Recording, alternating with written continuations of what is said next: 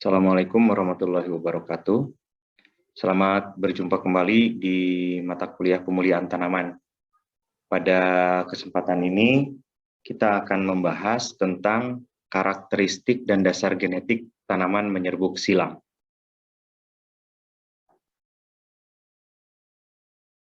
Nah, ketika kita menentukan tanaman menyerbuk sendiri atau menyerbuk silang, kita harus tahu dulu bahwa ada istilah penyerbukan. Nah, penyerbukan ini adalah bagian penting dari reproduksi tanaman.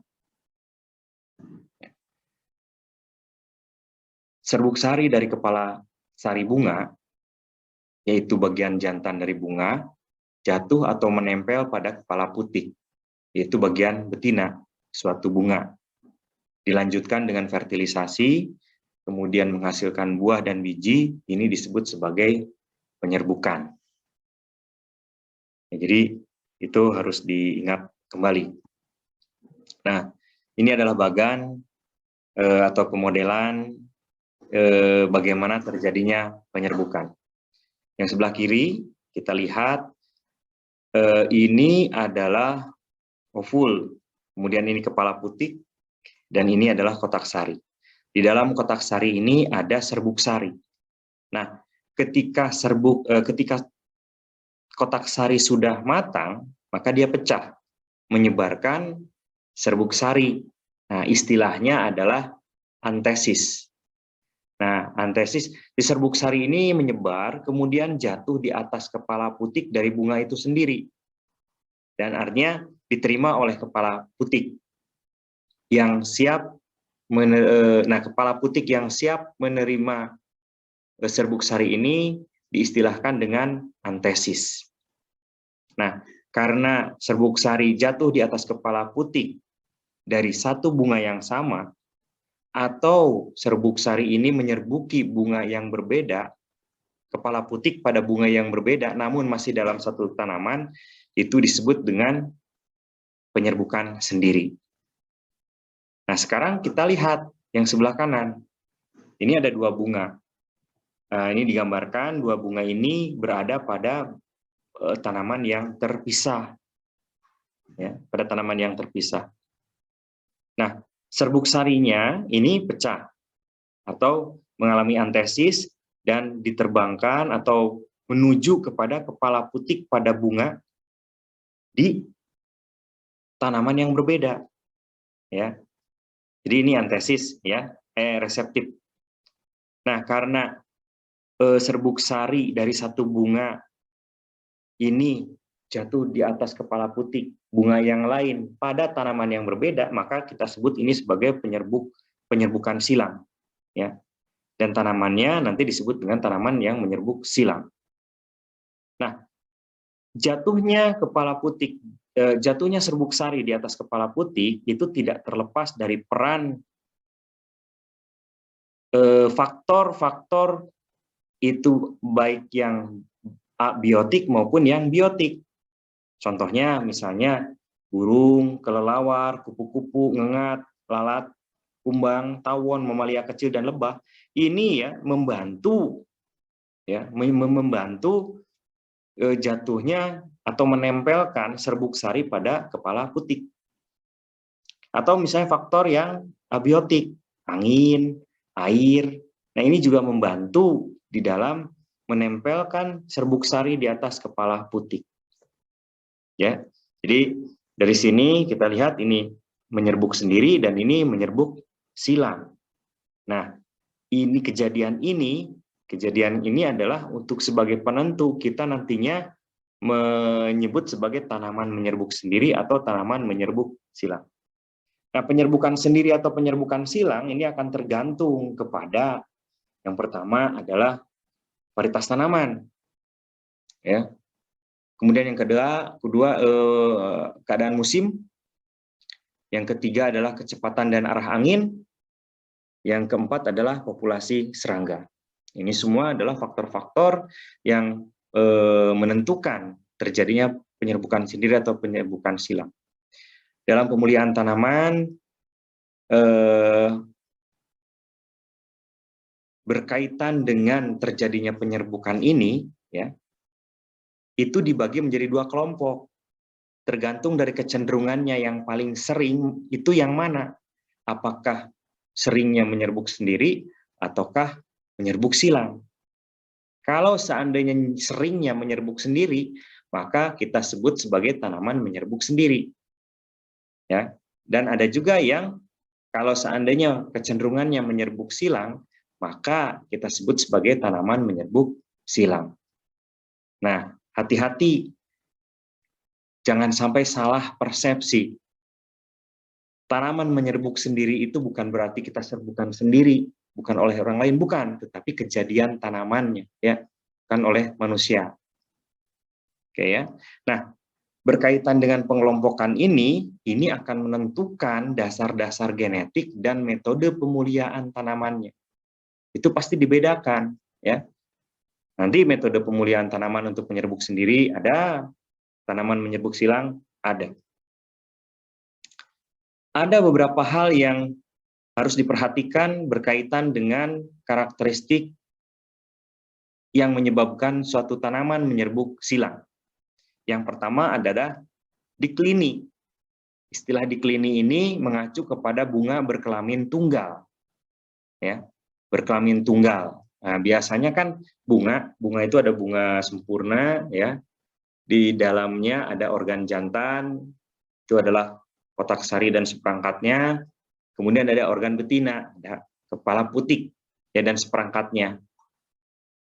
Ya. Nah, jadi kelaminnya ada dalam satu bunga yang kita sebut dengan hermafrodit. Namun pada tanaman-tanaman tertentu, ya, ada tanaman yang berkelamin tunggal. Nah, ada istilah di sini, ada tanaman yang monosius, ya, monosius. Yaitu ketika bunga jantan dan betina terpisah, tetapi ada di tanaman yang sama. Nah, pada beberapa tanaman, bunga jantan dan betina hadir dalam pembungaan yang sama seperti pada mangga, pada jarak kepiar, ya, kemudian pada pisang. Ya, jantan dan betina ada dalam satu tanaman. Ya. Dalam beberapa kasus, mereka berada di pembungaan terpisah, seperti jagung. Ya, jagung kan ada malainya, ada tongkolnya. Malainya itu jantan, tongkolnya itu sebagai betina. Contoh lain adalah susurbit, ya, semangkaan, ya, atau timun-timunan, anggur, stroberi, singkong, dan karet. Ini adalah kasus-kasus tanaman yang monosius. Kemudian yang kedua ada yang diosius, yaitu ketika bunga staminid itu bunga jantan, dan pistilet atau bunga betina hadir pada tanaman yang berbeda. Ya, jadi bunga jantan dan bunga betina itu berada pada tanaman yang berbeda. Contohnya ada pada pepaya, kurma, bayam, rami, dan asparagus. Nah, nanti coba dilihat, ya, bagaimana bentuk bunga pepaya ini, bagaimana bentuk kurma ini, sehingga disebut dengan dioecious. Ya. Nah, kemudian karakteristik yang lain yang menyebabkan tanaman menyerbuk silang adalah adanya dikogami. Dari bahasa Yunani, diko, to apart, dan gamos, marriage. Ini mengacu kepada pematangan kepala sari dan stigma dari bunga yang sama pada waktu yang berbeda. Jadi stigma, kepala putik, dan kotak sari matangnya berbeda. Ya. Dikogami mendorong penyerbukan silang, bahkan pada spesies yang hermafrodit. Artinya, walaupun dalam satu bunga, tetapi karena jantan dan betinanya tidak sinkron pematangannya, nah, kita sebut sebagai dikogami. Nah, dikogami ini terdiri dua jenis, yaitu ada yang putiknya matang duluan dibanding kepala sari. Artinya, dia reseptif duluan sebelum kotak sari pecah atau matang atau antesis. Kita sebut istilahnya dengan protogini. Dan ada yang kebalikannya, kepala sari matang sebelum putik. Artinya kepala sari matang itu antesis terlebih dahulu sebelum kepala putiknya reseptif. Nah, kita sebut dengan protandri. Ya, protogini, protandri. Nah, istilah ini ya. Mana kalau seandainya, jadi kalau ada pertanyaan, kalau seandainya si organ jantan matang duluan dibanding organ betina, maka kita sebut sebagai protandri, ya. Kemudian selanjutnya karakteristik yang menyebabkan tanaman menyerbuk silang adalah heterostili, yaitu leher putik dan benang sari dalam bunga memiliki panjang yang berbeda. Jadi kepala leher putiknya ada yang panjang, ada yang pendek. Ya. Kemudian benang sarinya juga ada yang panjang, ada yang pendek. Ini yang disebut sebagai heterostili. Kemudian karakter lain yang menyebabkan tanaman menyerbuk silang adalah herkogami. Herkogami sendiri adalah adanya hambatan penyerbukan sendiri karena faktor fisik. Misalnya seperti adanya membran lilin di sekitar anter. Nah, karena di sekitar anter ada lilin, maka tidak mungkin kotak sari pecah. Nah, karena tidak pecah, maka ini mencegah penyerbukan sendiri. Selanjutnya, karakteristik yang menyebabkan tanaman menyerbuk silang adalah ketidakcocokan sendiri, self incompatibility, yaitu ketidakmampuan serbuk sari yang subur untuk membuahi bunga yang sama. Ya. Jadi si serbuk sarinya normal, namun dia tidak bisa membuahi ya, pada bunga yang sama. Itu ya. Nah, tentu saja ini mencegah penyerbukan sendiri dan mendorong penyerbukan silang. Nah, untuk inkompatibilitas sendiri atau self incompatibility ini ada dua jenis. Ada yang namanya inkompatibilitas sporofitik, ada inkompatibilitas gametofitik. Nah, bagaimana inkompatibilitas gametofitik? Inkompatibilitas gametofitik ini melibatkan ketidakmampuan gamet dari tanaman induk yang sama untuk melebur dan membentuk zigot, atau zigot yang terbentuk gagal berkembang. Tuh, ya, itu adalah inkompatibilitas gametofitik. Nah, pertumbuhan tabung sari dikendalikan oleh satu seri alil multiple S. Jadi di sini ada S1, S2, S3 sampai ke Sn pada satu lokus. Nah, terjadinya inkompatibilitas gametofitik ini adalah pada leher putik atau pada stilus. Di sini kita lihat bentuk reaksi polen itu ada 3. Misal ya, ini adalah S1, S2 ini polen. Kemudian ini adalah tanaman organ betinanya. Jadi ketika polen ini mempunyai gamet ini, ya, karena ini ada sama, maka dia inkompatibel. Jadi inkompatibel itu jika dia bertemu dengan alil yang sama, S1 dengan S1, S2 dengan S2, ya, dan seterusnya. Itu akan menyebabkan inkompatibel. Kemudian ada yang seperti ini, S1, S2 kali S1, S3. Nah, di sini S3 muncul, sehingga ini S3 ini akan kompatibel dengan yang S1 dan S2. Tapi tidak penuh, karena apa? Di sini ada S1, maka semua yang berkaitan dengan S1 akan mati. Disebut dengan setengah kompatibel. Dan yang ketiga ini adalah yang kompatibel jika alil-alil atau gamet yang ada pada yang jantan, betina, berbeda dengan yang jantan. Di sini kan ada S1, S2, di sini S3, S4, maka semuanya berpasangan, artinya kompatibel. Nah, ini adalah ilustrasi bagaimana terjadinya inkompatibilitas sendiri gametofitik. Ya, kita lihat ini bagiannya, ini stigma, ini stigma, ini kepala putik. Ini adalah style atau stilus, leher putik. Dan ini adalah ovari, ya, bakal buah, ovul, bakal biji. Secara keseluruhan ini disebut dengan pistil. Nah, kita lihat di sini si apa namanya, genotipnya adalah S1 S2 ya. Kemudian serbuk sarinya ini gametnya ya S1 dan S2, maka dia tumbuh karena di sini S3 dan S4. Kemudian yang ini S1, dia hanya setengahnya saja. Yang S2 karena di sini ada S4, maka jadi. Kalau di sini S1 sudah berhenti karena di sini ada S1. Kemudian di sini kalau di sini ada S1 S2, maka di sini tidak kompatibel.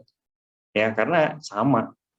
Inilah kejadian dari apa namanya? Self incompatibilitas gametofitik. Nah, bagaimana dengan inkompatibilitas sporofitik? Inkompatibilitas sporofitik itu ada dua jenis. Ada yang homomorfik, ada yang heteromorfik. Nah, yang homomorfik ini dikendalikan oleh satu seri alil S pada satu lokus. Jadi bukan oleh perbedaan morfologi bunganya. Ya.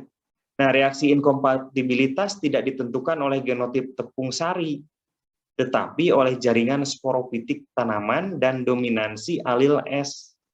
Ini yang harus diperhatikan. Terhambatnya perkecambahan tepung sari dan pertumbuhan tabung sari ini terjadinya pada permukaan stigma. Ya. Misal ada tepung sari dengan S1 dominan terhadap S2 pada tanaman yang mempunyai siklus S1 S2. Maka semua tepung sari akan berlaku seperti S1 S1. Karena apa tadi? S1 dominan terhadap S2. Jika tepung sari mempunyai alil S1 atau S2, maka akan inkompatibel pada stilus atau leher putik S1, tetapi kompatibel pada S2. Nah, ini adalah kalau seandainya terjadi inkompatibilitas sporofitik homomorfik. Nah, ada beberapa metode untuk mengatasi terjadinya inkompatibilitas pada permukaan stigma. Ya, yang antara lain dilakukan penyerbukan pada stadia kuncup atau bud pollination. Menghilangkan permukaan stigma artinya dipotong, kemudian tangkai pistil dipotong kecut listrik, atau dilakukan penambahan, ya. Ini penambahan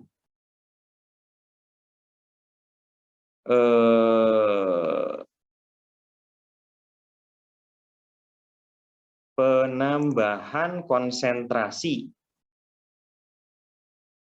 ya, penambahan konsentrasi CO2.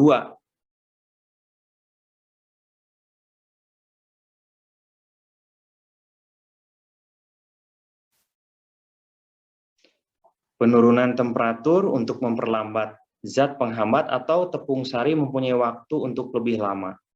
Jadi penurunan temperatur bisa dilakukan untuk memperlambat zat penghambat atau tepung sari menjadi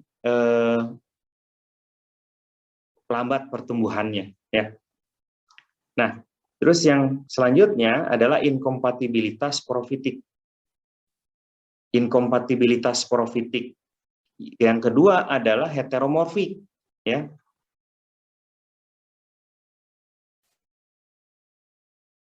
Inkompatibilitas sporofitik heteromorfik ini terjadi karena adanya perbedaan morfologi bunga.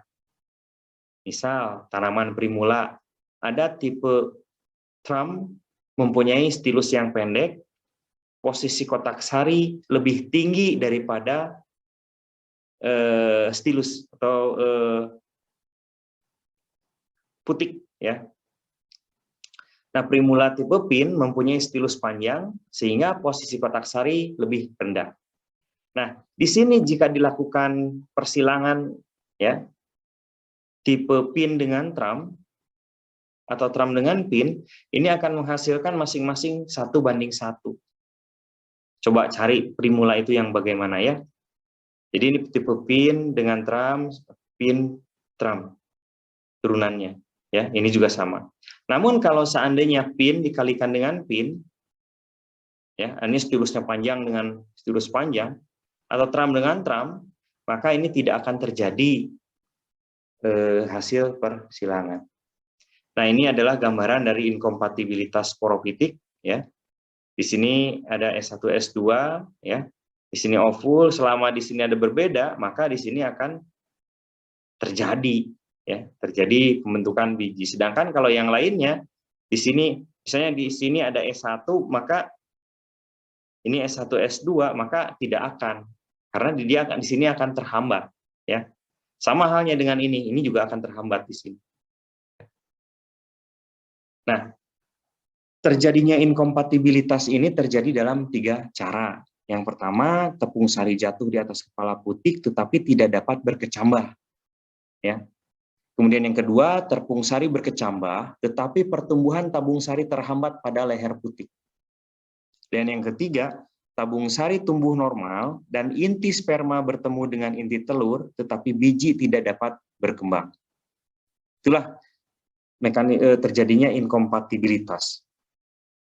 Nah, karakteristik yang menyebabkan tanaman menyerbuk silang selanjutnya adalah mandul jantan.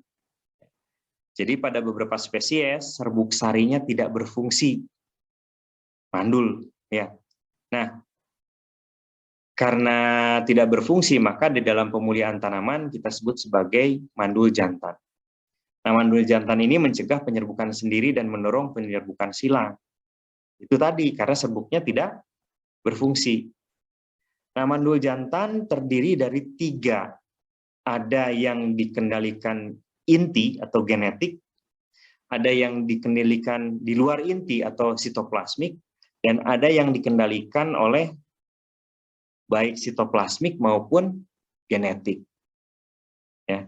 Nah, di sini mandul jantan banyak dimanfaatkan untuk produksi benih hibrida. Ya, ingat ya, untuk produksi benih. Nah, di sini kita lihat ya, ini adalah yang pertama mandul jantan sitoplasmik genetik. Artinya ini ada gambarannya, ada sel yang besar, kemudian ada yang kecil, ini disebut dengan inti. S besar itu menyatakan steril, S kecil adalah fertil. Ya. Kemudian ini F. Ini yang sistem inti yang di tengah. Kemudian yang di luar ini adalah sistem di luar inti atau sitoplasmik. Ya. Nah, inti itu lebih dominan dibanding dengan yang sitoplasmik. Jadi kalau seandainya ini tetua betina, ya, maka ini adalah S ini steril. Artinya jantannya steril. Kalau betinanya ya masih bisa ya berfungsi. Jadi ini steril. Serbuk sarinya tidak berfungsi. Artinya ini ada tetua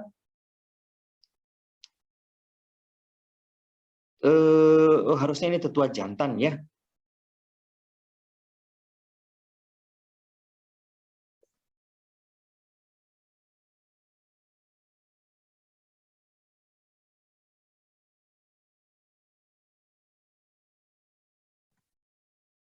Nah, ini tetua jantan. Ya. Nah, ini tetua jantan, ini serbuk sarinya fertil. Ini serbuk sarinya steril ya. Sehingga ini bisa membuahi. Ya, jadi ini serbuk sarinya steril, ini adalah fertil sehingga ini bisa membuahi ini. Karena betinanya normal, yang jantannya saja yang mandul ya. Yang kedua ini juga sama ya. Di sini intinya fertil, maka dia ikut fertil ya. Ini hasilnya adalah fertil, artinya bisa berfungsi. Ini F dan seterusnya bisa dilihat ya di sini. Kemudian ada sistem mandul jantan sitoplasmik. Sitoplasmik itu di luar inti. Ya, ini S berarti mandul jantan. Ini F fertil, ya ini S steril. Ya. Jadi di sini. Jadi ini biasanya untuk digunakan dalam produksi benih. Kemudian di sini ada mandul jantan genetik. Mandul jantan genetik itu adalah intinya. Ini di dalam inti. Ya. Ini adalah steril, kemudian ini adalah fertil, ini adalah steril, dan ini adalah hasilnya fertil. Jadi kalau seandainya dia di dalamnya ada sistem seperti ini, ingat hukum Mendel bersegregasi, ya. Seperti ini juga sama. Ya. Silahkan disimak. Oh iya, jangan lupa di bahan kuliah ini tetua jantan, ya. Nah, selain dikendalikan tadi ya oleh faktor genetik itu bisa di inti, bisa di sitoplasmik, mandul jantan ini juga bisa disebabkan oleh bahan kimia. yang kita sebut sebagai gametosida, ya. Jadi zat yang membunuh atau menyebabkan tidak aktifnya serbuk sari. Nah, itu nanti istilahnya adalah mandul jantan diinduksi, IMS, induction male steril, ya. Nah, apa saja yang menyebabkan serbuk sari, bahan kimia apa saja yang menyebabkan serbuk sari menjadi mandul? Yang pertama adalah auksin dan antiauksin. Contohnya adalah maleik hidrazid. Ini banyak sekali digunakan pada okra, cabai, bawang, koriander, tomat, labu, dan lain-lain, ya. Kemudian tiba, nih ya, 2,3,5 triiodobenzoid acid digunakan pada semangka dan tomat.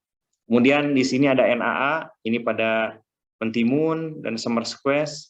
Kemudian 2,4-D, ya, pada koriander dan terong. Ini adalah golongan dari auksin dan antiauksin.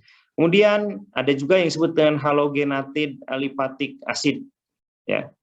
Ini contohnya, ya, FW450, ya.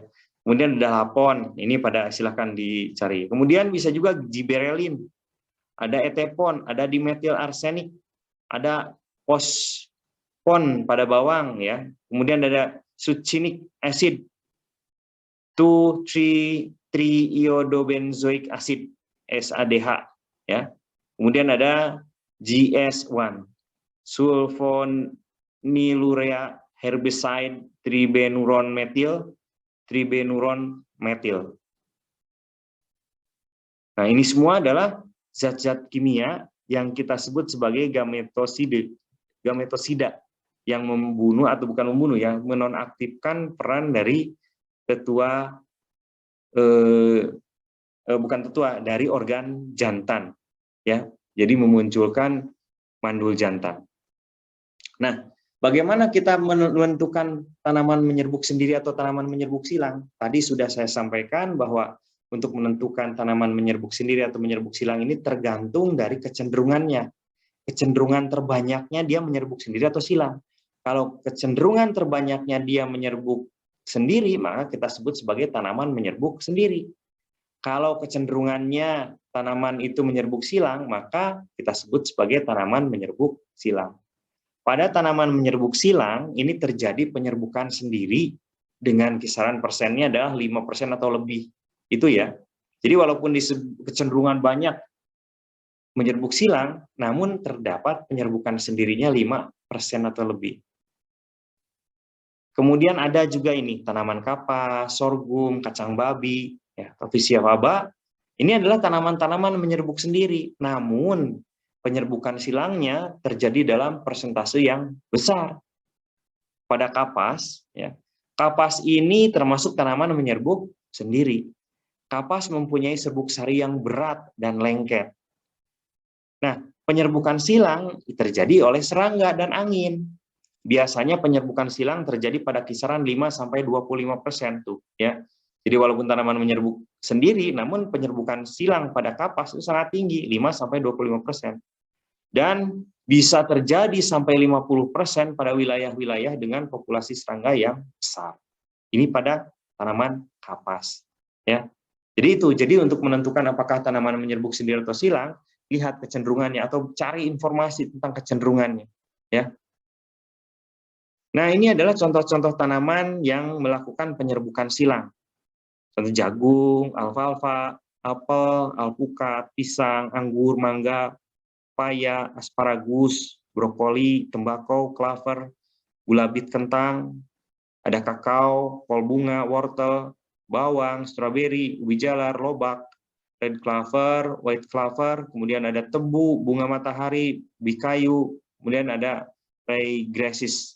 Nah, ini semua adalah contoh-contohnya. Masih banyak, nanti bisa dicari, ya. Jadi contoh-contoh tanaman yang menyerbuk silang. Cari apa saja, ya.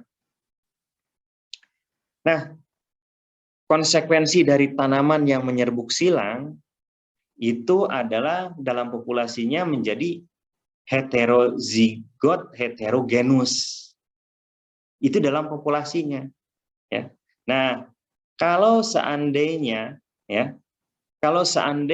si tanaman yang menyerbuk silang ini dipaksakan agar homogen, maka dia akan mengalami penurunan, ya. Inbreeding didefinisikan sebagai suatu sistem perkawinan yang menuju ke arah bertambahnya homozigositas, ya.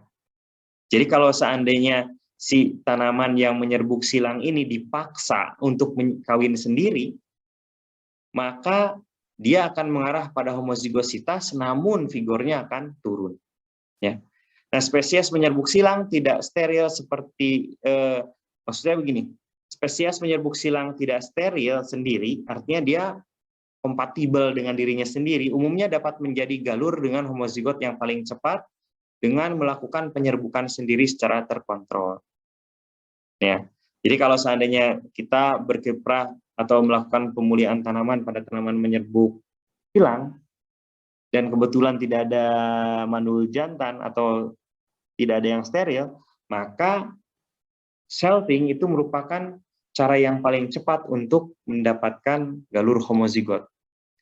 Jika gamet jantan terpisah pada tanaman lain dari gamet betina, atau jika terdapat sistem inkompatibilitas sendiri, maka digunakan perkawinan saudara, sibmating atau brother sister mating, ya, seperti itu. Nah, ini adalah visualisasi bagaimana homozigositas pada tanaman menyerbuk silang itu terjadi. Ya, ini lihat, ini ada yang merah. Ya, dilakukan penyerbukan sendiri. Ini bahwa selfing ini mengurangi proporsi heterozigositas setengahnya pada setiap generasi. Makanya bentuknya lengkung nih. Pada generasi keempat, pada generasi keenam ini sudah flat, ya, berdua. Kemudian, nah kalau yang biru ini adalah perkawinan antar saudara, ya, lambat ininya homozigositasnya, tapi pasti menuju kepada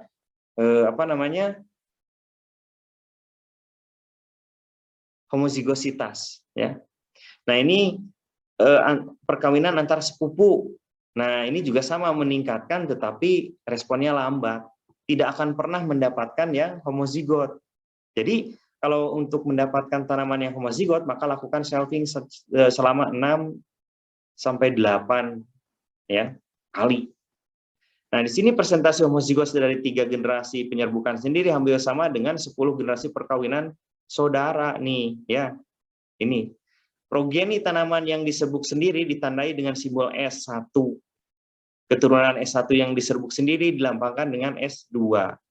Kadang-kadang simbol X digunakan untuk menunjukkan biji hasil persilangan, ya. Nah, melalui penyerbukan sendiri pada generasi 7-8 ini telah mencapai keadaan homozigot 100% atau galur murni. Ya, telah stabil dalam sifat-sifat morfologi dan fisiologi sehingga tidak dapat terjadi lagi kehilangan vigor yang dapat dipertahankan sampai batas waktu yang tak berhingga. Ya. Nah, ada konsekuensinya ketika populasi mengalami inbreeding. Ya. Ini ada akibat dari perkawinan sedara. Contoh, percobaan akibat perkawinan sedara ini banyak dilakukan pada jagung. Ini tokohnya Is and Sul. Ya, ini menyebabkan yang pertama adanya perubahan pada sifat kuantitatif, yaitu defisiensi klorofil. Jadi muncul bercak-bercak putih ketika lama di selfing. Kemudian terbentuknya endosperm yang tidak menunjukkan kegunaan. Ya, itu. Kemudian resistensi terhadap penyakit karat daun atau Helminthosporium.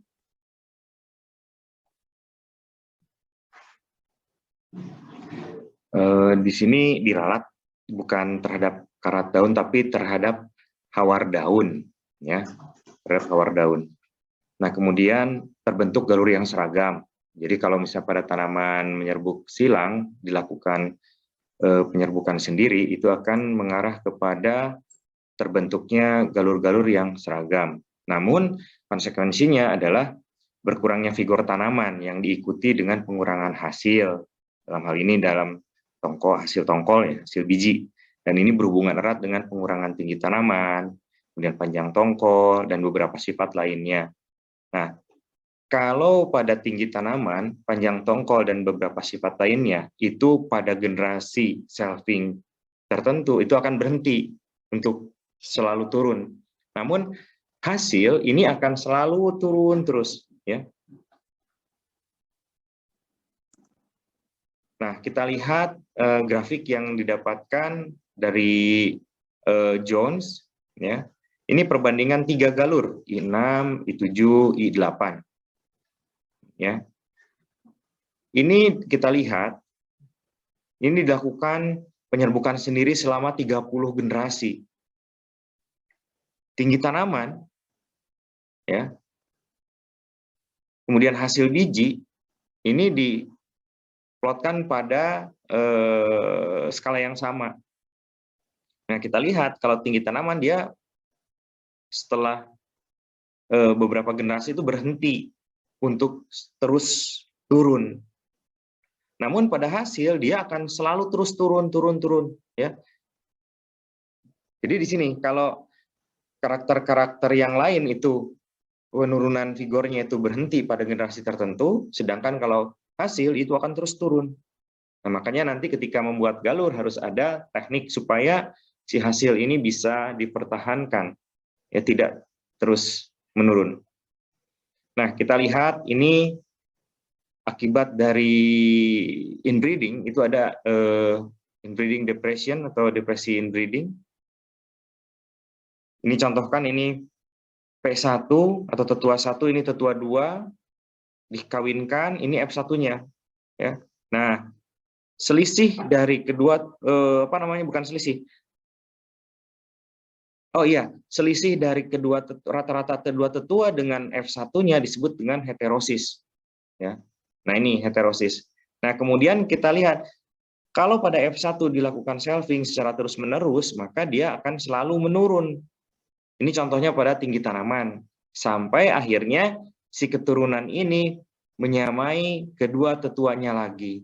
Nah, selisih antara yang F1 dengan yang menunjukkan, ya, yang menunjukkan penampilan hasil shelving itu sama dengan kedua tetuanya untuk karakter tertentu, bukan mirip plek, bukan, tetapi penampilan morfologinya, ya, bahwa terjadi penurunan, maka ini disebut dengan depresi inbreeding, ya. Nah, kita lihat ini lebih lanjut, ini kan F1 ini pada F2 sampai pada F. Nah, mulai F6 itu sudah mulai berhenti untuk tinggi tanaman. Namun untuk hasil dia selalu bertambah menurun.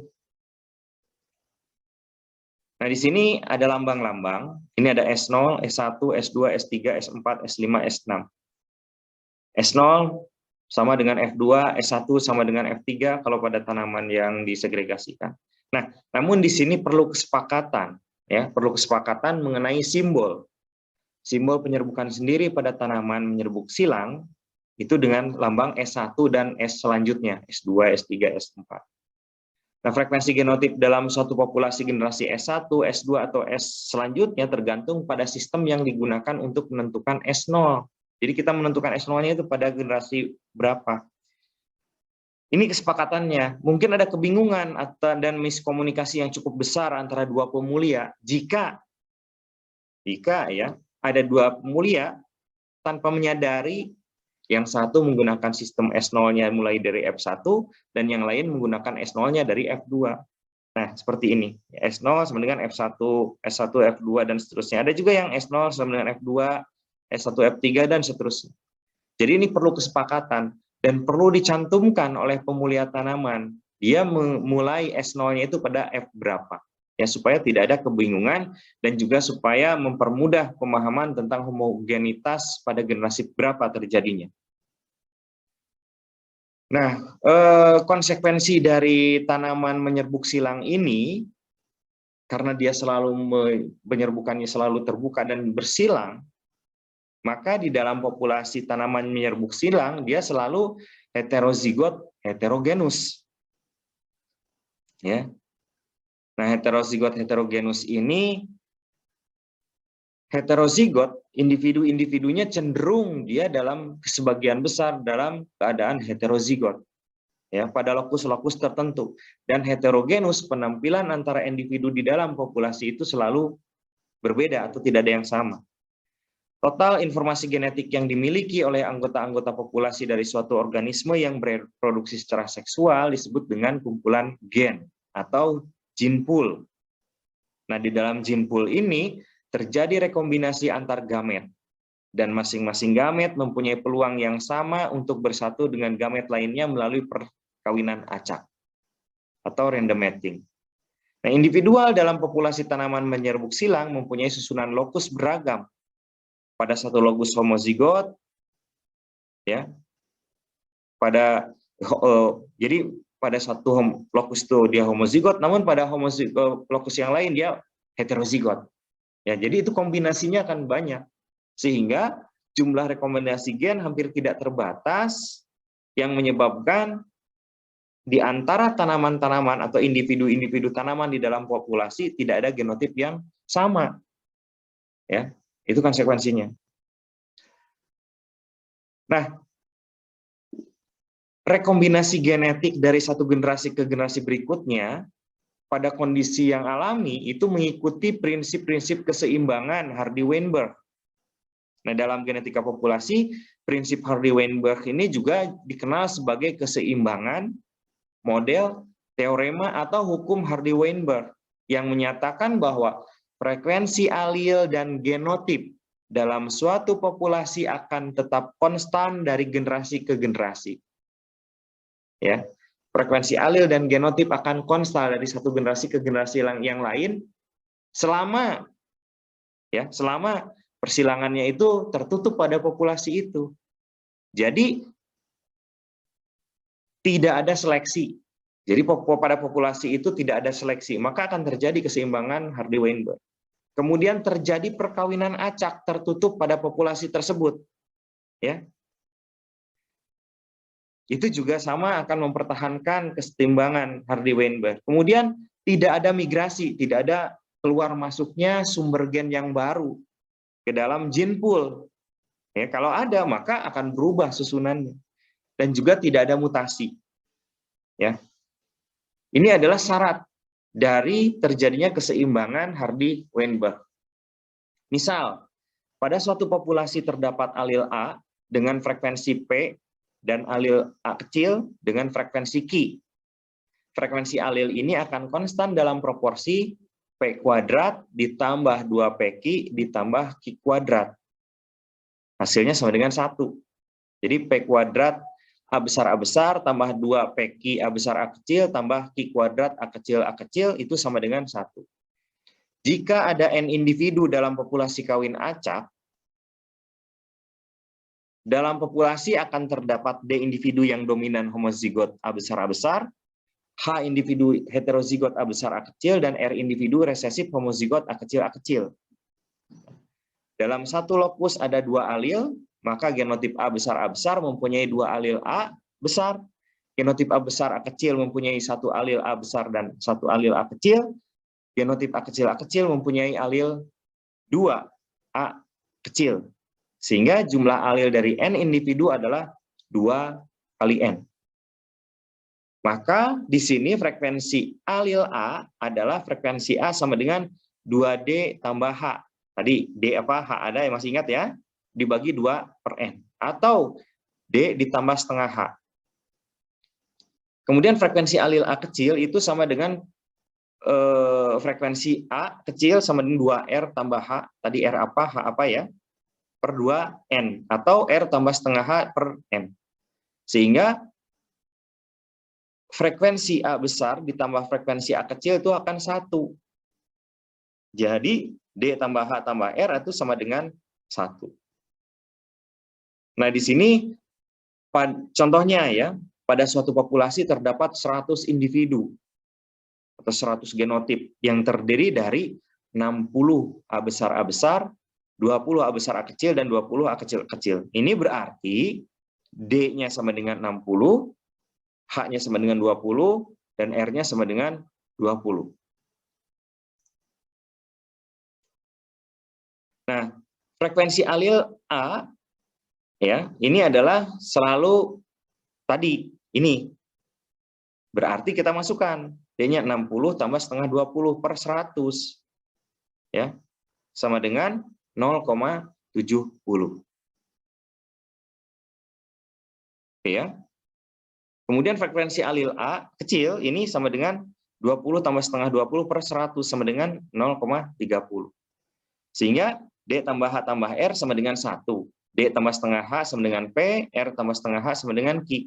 Maka P sama dengan 0,60 tambah setengah kali 0,2, ini sama dengan 0,70.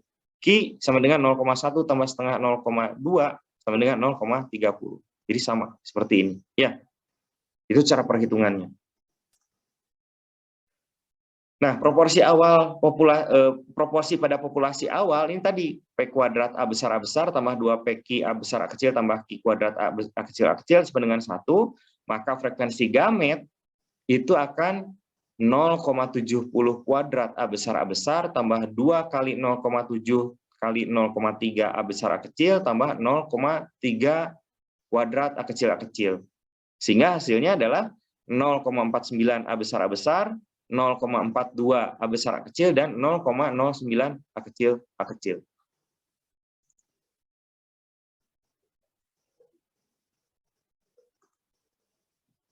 Nah, pada populasi awal ini ya kan seperti ini ya frekuensi gametnya. Oke ya. Nah, ini akan terjadi kawin acak. Jadi A besar dengan A besar A kecil, A besar dengan A kecil, dan A besar A kecil dengan A kecil.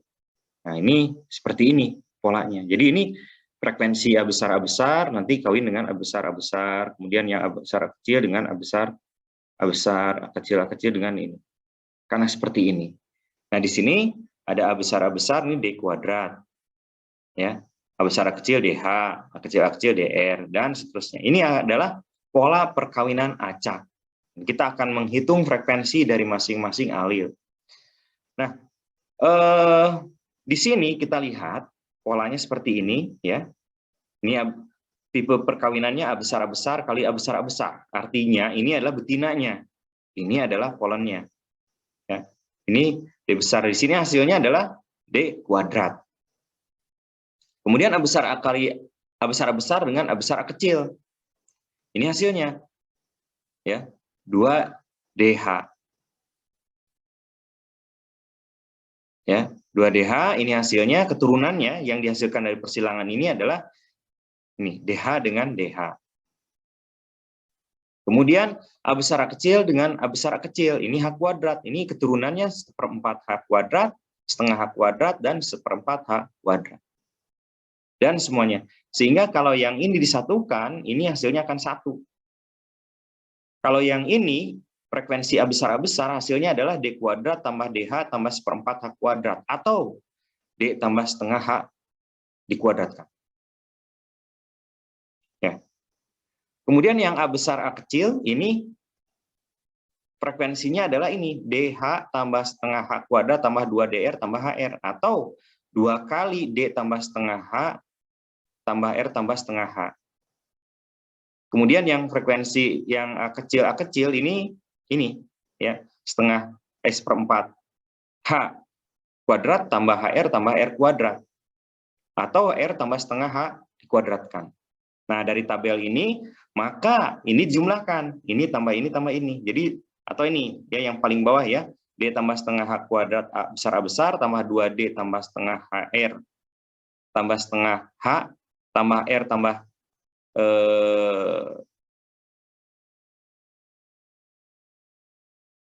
setengah H kuadrat itu sama dengan 1.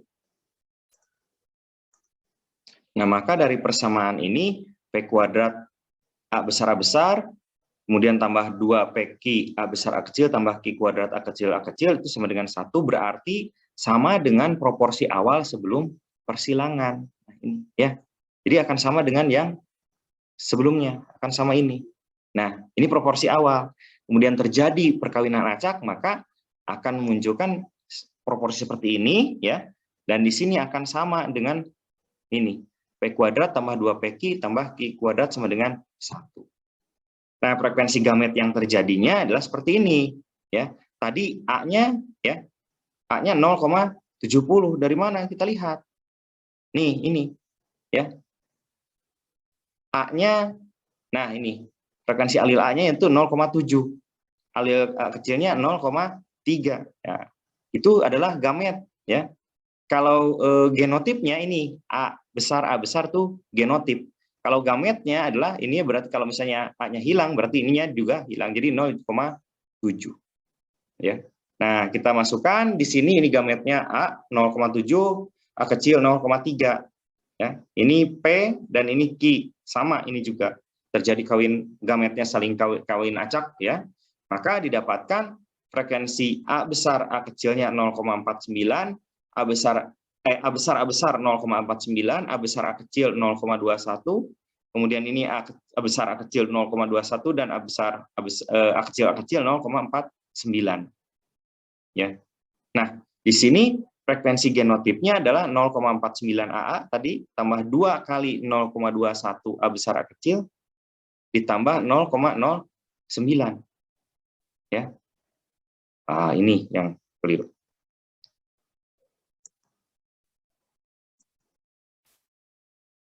Nah, ini ya, mohon maaf tadi saya betulkan menjadi 0,9 karena ini 0,3 dikali dengan 0,3 itu 0,09 A besar A kecil ya. Jadi ini adalah frekuensi genotipenya ya. Jadi frekuensi genotipenya ini ya, 2 itu 0,21 0,21 sehingga 0,49 untuk AA, 0,42 untuk A besar A kecil dan 0,09 untuk A kecil. Nah, frekuensi genotip telah berubah. Yang asalnya 0,60, 0,2 dan 0,2. Yang mana? Kita kembali lagi ke belakang. Ya. Nah, ini 0,6, ini 20 dan 20 ya. Frekuensi awalnya seperti ini ya. Ini berubah menjadi 0,49, 0,42 dan 0,09 A kecil. Jadi frekuensi genotipnya berubah. Nah, namun kita lihat apakah frekuensi alilnya berubah atau tidak. Frekuensi alilnya ini A sama dengan P kuadrat tambah setengah PQ sama dengan 0,49 tambah setengah 0,42 sama dengan 0,7. Kemudian frekuensi alil A kecilnya setengah PQ tambah Q kuadrat sama dengan setengah 0,42 tambah 0,09 sama dengan 0,30. Artinya apa? Ini frekuensi alilnya sama. Ya. Sama dengan ini. Nih. Ya. Jadi, walaupun genotipnya berbeda proporsinya, namun frekuensi alilnya akan tetap ya akibat dari perkawinan acak. Karena apa? Perkawinannya tertutup. Nah, di sini kita lihat ya, ini tetua, generasi tetuanya, fenotipnya ini. Y besar dengan Y besar Y kecil, dan ini Y kecil. Frekuensi genotipenya adalah ini 0,49, 0,42, 0,09. Nah, jumlah individunya ada 500. Jumlahkan saja ini 245 tambah 210, 245 tambah 210 tambah 45. Ini hasilnya adalah 500. Nah, di sini berapa jumlah alilnya di dalam gene pool ini? Nah, ini kan 2, berarti ini 245 kali 2, hasilnya 490. Kemudian ditambah yang ini. Kan ada Y-nya, ini 210, ya. Sama dengan 700. Kemudian yang ini, yang Y, ini 210 kali 2. Ya. 45 kali 2, 90. Yang 210 dari sini. Hasilnya 300. Sehingga total alilnya ada 700 tambah 300, sama dengan 1000. Nah, dengan demikian frekuensi alilnya ini yang Y itu 700Y per 1000 sama dengan 0,7, dan ini yang Y kecil 300/1000 sama dengan 0,3. Ini frekuensi alil. Nah, kemudian terjadi kawin acak. Nah, ini gamet-gametnya ya, 0,7, 0,3, 0,7, 0,3 saling silang, maka hasilnya ini. Jadi nilai duganya adalah seperti ini. Jadi P kuadrat tambah 2PQ tambah Q kuadrat sama dengan 1. Ini adalah 0,7 kuadrat ditambah 2 kali 0,7 kali 0,3 ditambah 0,3 kuadrat sama dengan 1. Ya, di sini 0,49 hasilnya, di sini 0,42 dan ini 0,9 sama dengan 1. Ya, ini adalah proporsi genotipenya. Sedangkan yang gametnya adalah yang ini. Ya. 0,7, 0,3. Oke ya. Nah, ini disebut dengan prediksi frekuensi keturunan Y besar. Ini adalah frekuensi prediksi dari keturunan Y besar Y kecil, dan ini prediksi frekuensi dari Y kecil Y kecil. Jadi demikian. Jadi keseimbangan Hardy-Weinberg ini akan selalu tetap selama tadi tidak ada yang mengubah populasi tersebut dan perkawinannya acak di dalam populasi yang tertutup. Oke, baik, terima kasih. Itu tentang karakteristik tanaman menyerbuk silang dan juga landasan genetiknya yang bisa dipakai sebagai dasar untuk pemuliaan tanaman menyerbuk silang. Terima kasih. Wassalamualaikum warahmatullahi wabarakatuh.